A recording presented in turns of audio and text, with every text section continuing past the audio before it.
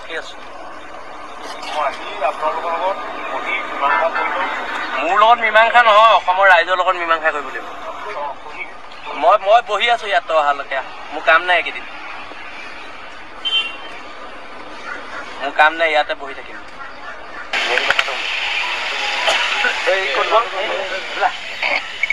এই ল'ৰাটো বাপেক 2022 চনত ঢুকালে। PF নাই, 13 বছৰ চাকৰি কৰি 22 চনৰ পৰা আজি 25 চনলৈ কেনেকৈ খাই আছে আপোনালোকে এবাৰ গম পাইছিলে? হা, আপোনালোকৰ মানে ইয়াত কাম কৰিব, PF নিদিব, কি মানে আপোনালোক চৰকাৰতকৈ ওপৰ, চৰকাৰ গাইডলাইনছতকৈ ওপৰ নেকি? নহয়, তেন্তে আপোনাৰ PF কেলৈ দিয়া নাছিলে? কি মই কি ক'ম? আপুনি ইয়াত তেনে মানে কি হিচাপে কথা পাতিব লাগিছে? কি হিচাপে আপুনি ইয়াত কথা পাতিব লাগিছে?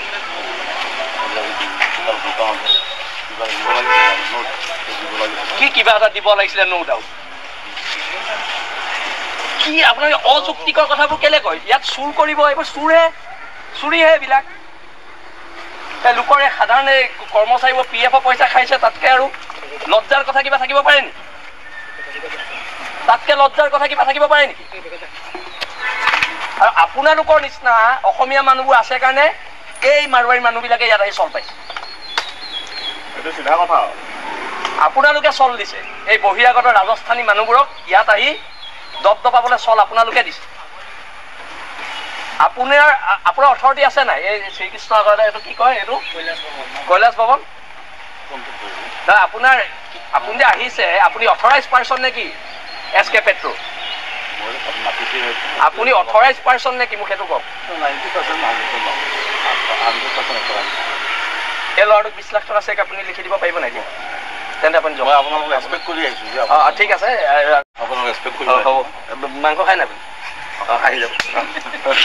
13 বছৰ ধৰি SK পেট্ৰ ছাৰ্ভিচ প্ৰাইভেট লিমিটেড ফুকননগৰত থকা কৈলাশৱান অফিচৰ শ্ৰীকৃষ্ণ আগৰৱালাৰ আণ্ডাৰত কাম কৰিছিলে এজন কুকমেন হিচাপে।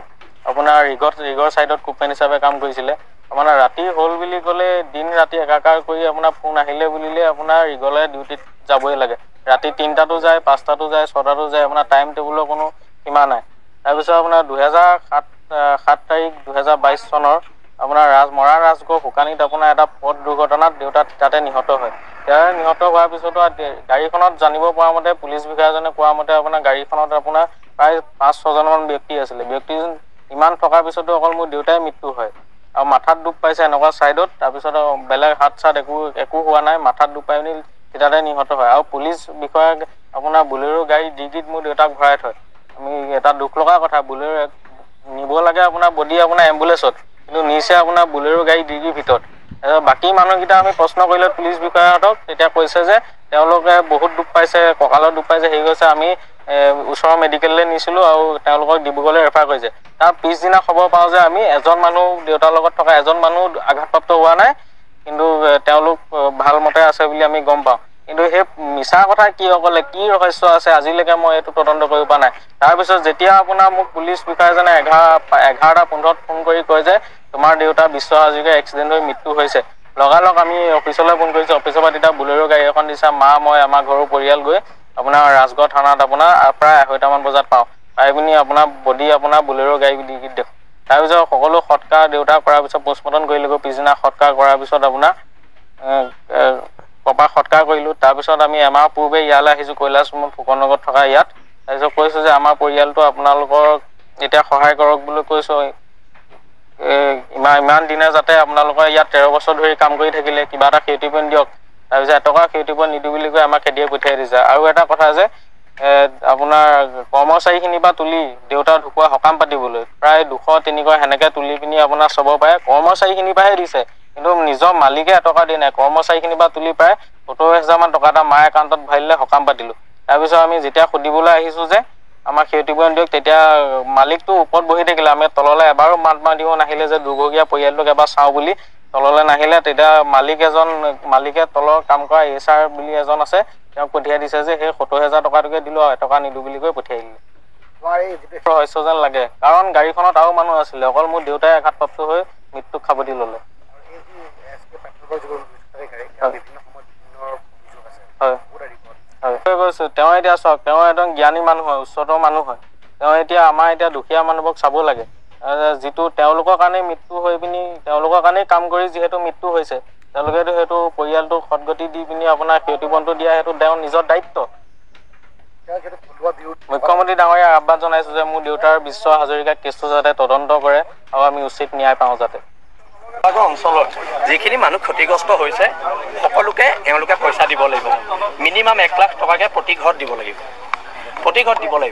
কাৰণ ইয়াৰ গুণ্ডামি বহুত হৈ গ'ল শিৱসাগৰত ই তেল চোৰহে আছিলে আজি 10 বছৰ নে 15 বছৰ আগত এইবোৰ পইচা চব তেল চুৰি পইচা এটা তেল চোৰৰ তলত শিৱসাগৰ নাথাকে ই এটা তেল চোৰটোৰ তলত শিৱসাগৰ নাথাকে শিৱসাগৰ খিলঞ্জীয়া জনগণ তেল চোৰৰ তলত নাথাকে ই তেল চোৰে ইয়াক গোটেই হিষ্ট্ৰী মুকুটক নাম কৈ দিম হা আৰু সেইকাৰণে এই তেল চোৰটোৰ বিৰুদ্ধে আন্দোলনত নিয়মতে পুলিচ আহিব নালাগিছিলে পুলিচে তেল চোৰটোক ধৰি আনি আমাৰ আগত হাজিৰ কৰিব লাগিছিলে গতাই বাৰু দিব নোৱাৰে কিন্তু তেল চোৰটোক পুলিচে ধৰি আনিব লাগিছিলে চোৰৰ পইচা থাকিলেও আজিকালি ৰজা হৈছে আৰু সেইকাৰণে এইবিলাক নহ'ব এতিয়া ইহঁতৰ মানুহ ওলাই আহিব লাগিব ONGC কোনো একশ্যন লোৱা নাই তেওঁৰ বিৰুদ্ধে ল'ব লাগিব নহ'লে ONGC বন্ধ কৰি দিয়ক মুখ্যমন্ত্ৰী আহি তাত উপস্থিত হ'ল তেওঁ কিন্তু 6টা দিন আজি উপস্থিত হোৱা নাই মই কৈছোঁ নহয় এওঁ মুখ্যমন্ত্ৰীতকৈ ওপৰত এই পইচাৰ ইমানেই দাম্ভিকতা হৈছে তেল চোৰৰ ই মুখ্যমন্ত্ৰীতকৈ নিজকে ওপৰত ভাবিব লৈছে আৰু ইয়াৰ বিৰুদ্ধে প্ৰতিবাদ হৈছে আৰু হৈ থাকিব আৰু চাওঁ এতিয়া যদি ইহঁতৰ কোনো কৰ্তৃপক্ষ ওলাই নাহে তেতিয়াহ'লে এইখন গেট বগাই পাৰ হ'বলৈ আমাৰ ল'ৰাক 10 মিনিট সময়ো নালাগে গোটেই আৰক্ষী বিভাগৰ গোটেই মানুহখিনি খিলঞ্জীয়াৰ কাৰণে অসমীয়া মানুহ কাৰণে আমি সংঘাতত এতিয়ালৈকে লিপ্ত হ'ব বিচৰা নাই আৰু যদি এওঁলোকৰ মানুহ ওলাই নাহে তেতিয়াহ'লে এখন সংঘাত হ'ব আৰু আমাৰ ল'ৰা জেললৈ যাবলৈ সাজু আছে আমি সাজি আছো